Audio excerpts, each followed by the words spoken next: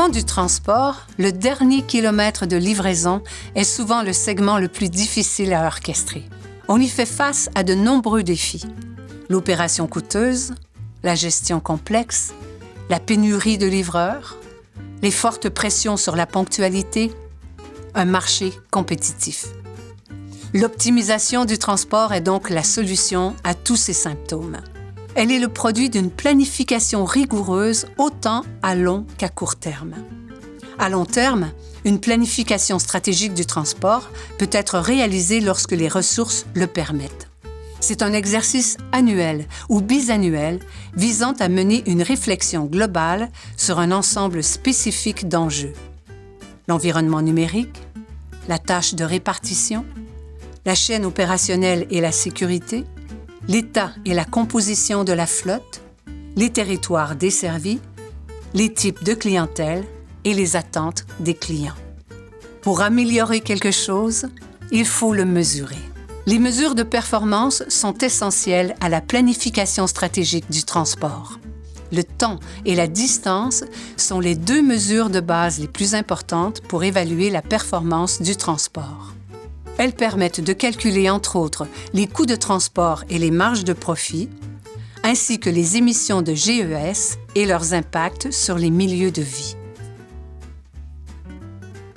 Outre les analyses et le travail sur le long terme que propose la planification stratégique du transport, la planification journalière est essentielle et fait la différence entre une journée efficace et une autre remplie d'imprévus et de délais.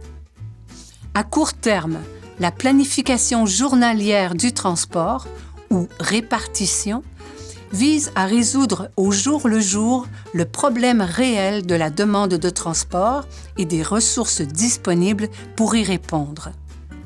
Quelle marchandise ira dans quel véhicule et quelle sera sa route pour se rendre à destination? Un outil très répandu pour la répartition est un TMS, de l'anglais Transport Management System, c'est-à-dire un logiciel d'optimisation des routes de livraison.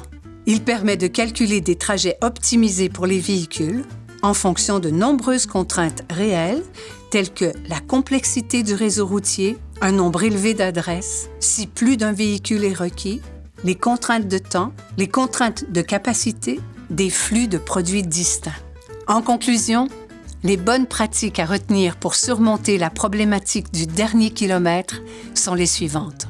En amont, réaliser une planification stratégique pour agir sur les grandes tendances de son réseau logistique, comme sur la clientèle, les véhicules, les territoires et la tarification.